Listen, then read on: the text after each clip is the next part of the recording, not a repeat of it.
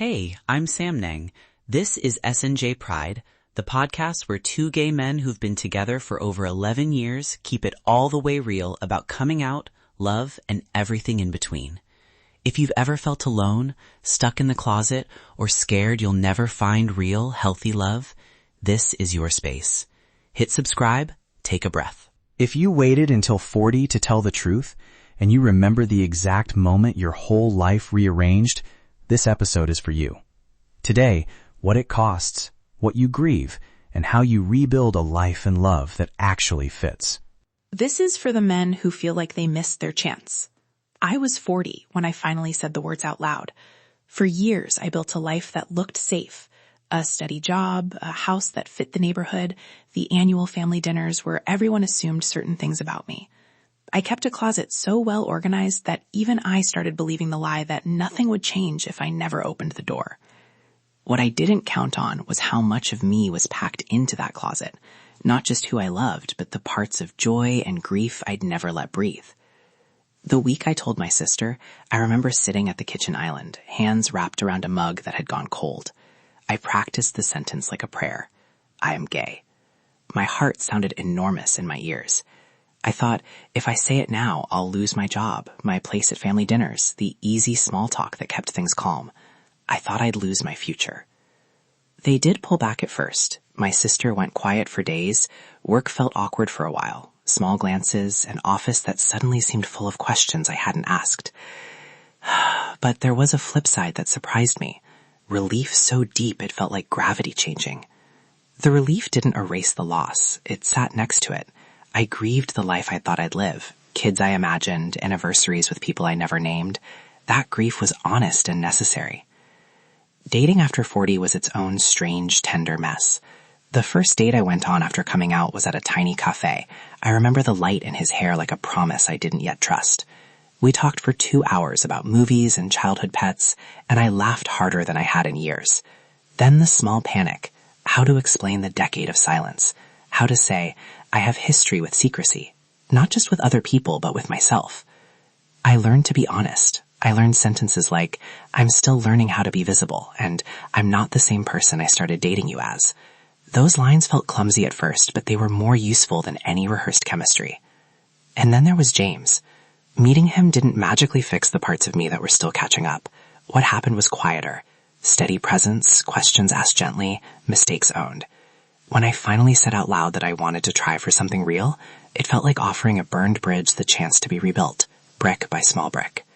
There were conversations about what transparency looked like, about past dates, about fears.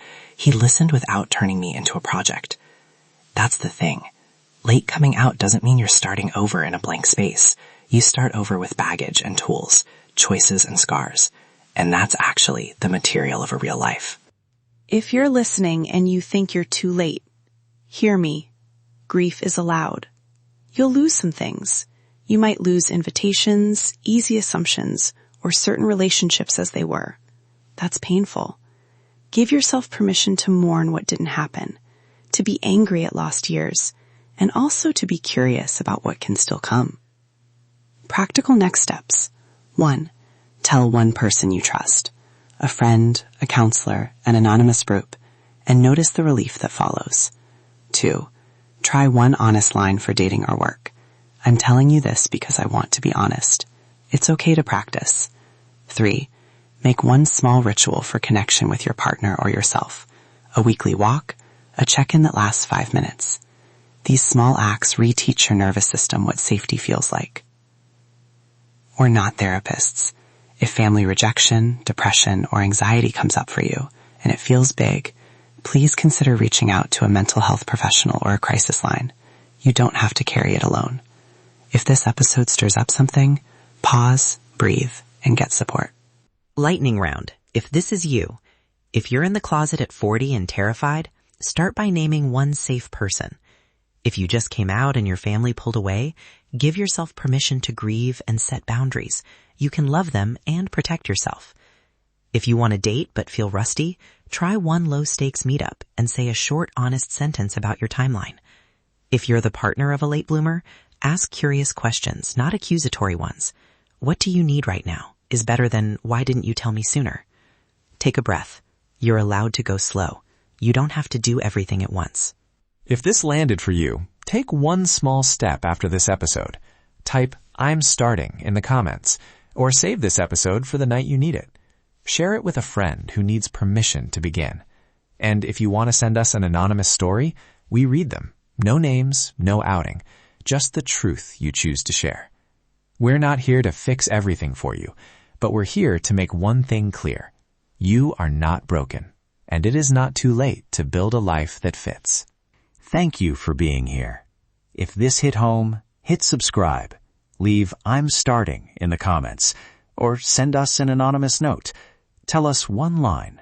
What part of this story reached you? I hear you. You're not alone. This is SNJ Pride. Next episode, we'll talk about rebuilding intimacy after years of secrecy, what physical and emotional closeness looks like when trust is new. See you then.